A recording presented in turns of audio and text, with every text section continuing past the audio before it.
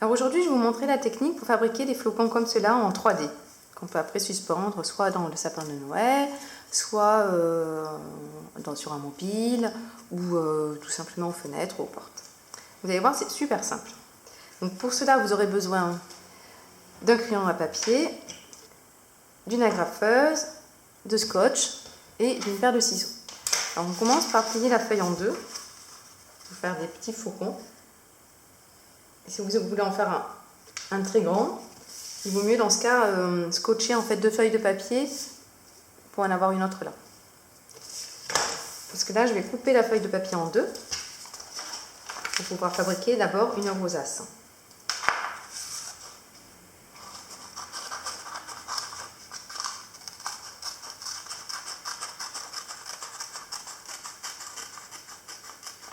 Alors on peut tracer le trait qui partage la feuille en deux à la règle, si on veut un travail un peu plus propre, mais avec des enfants, pour aller plus vite.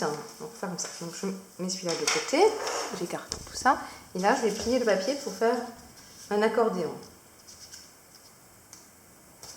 Le plus régulièrement possible. Je tourne.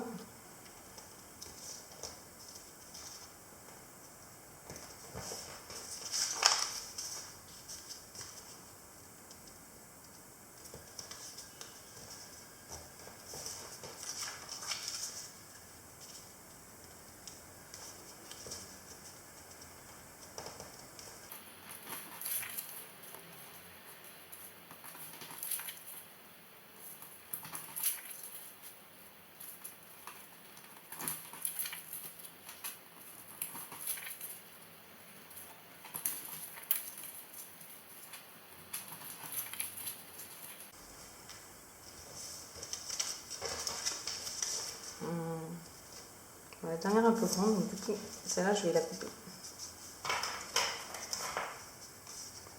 Un peu petite.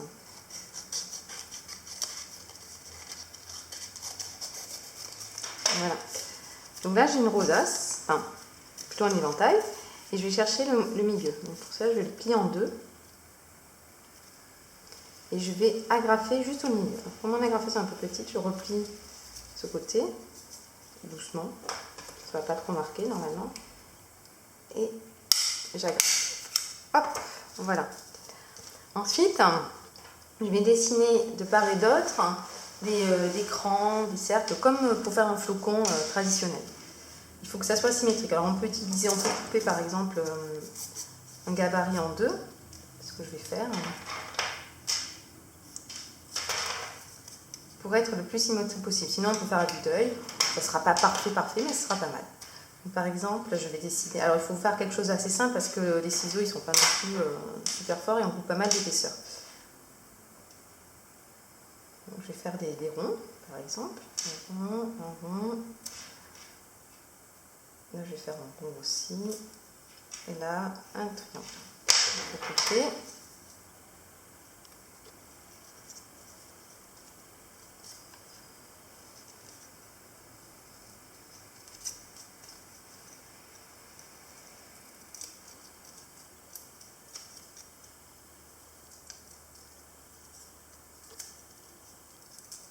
Je vais reporter mon motif des deux côtés. Ah, voilà, c'est plus petit.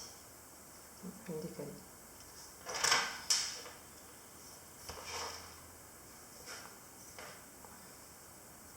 Je reporte d'un côté et de l'autre en retournant. Je vais le centrer exactement. Hop.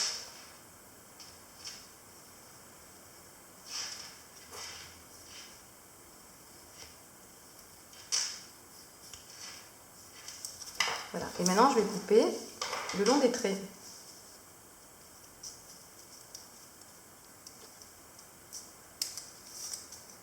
C'est pas super facile, donc il vaut mieux soit avoir de très bons ciseaux, soit avoir décidé un motif assez facile.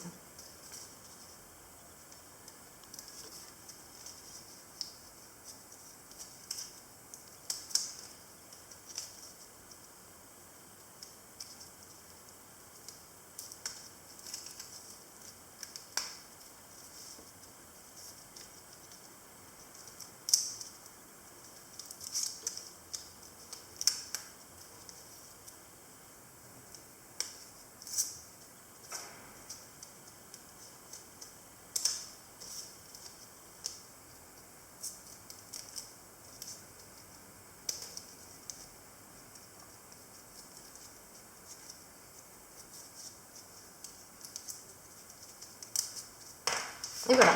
Et maintenant, il ne reste plus qu'à déplier et faire apparaître le flocon en 3D. Donc là, j'ai un côté et l'autre côté.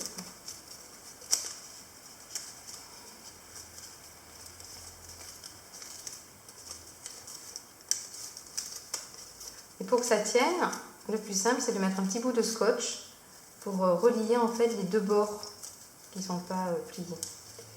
Je vais mettre un peu de scotch, on enlève tout ça. Des tout petits bouts.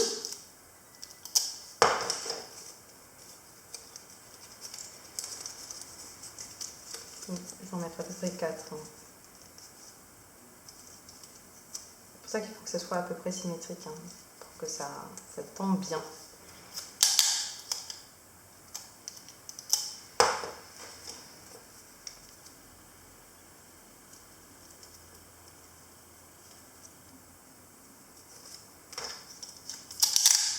Là, on peut mettre un gros bout aussi, là, et couper,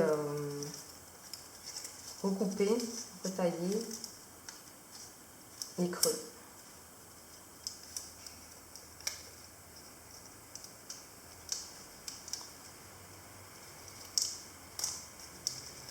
Comme là, hop, je retaille.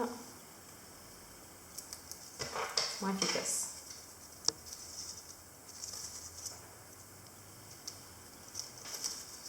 Et voilà, ça fait un flocon en 3D. Donc on peut faire plein de motifs différents, faire tous les mêmes, et puis s'entraîner et voir ce qu'on préfère.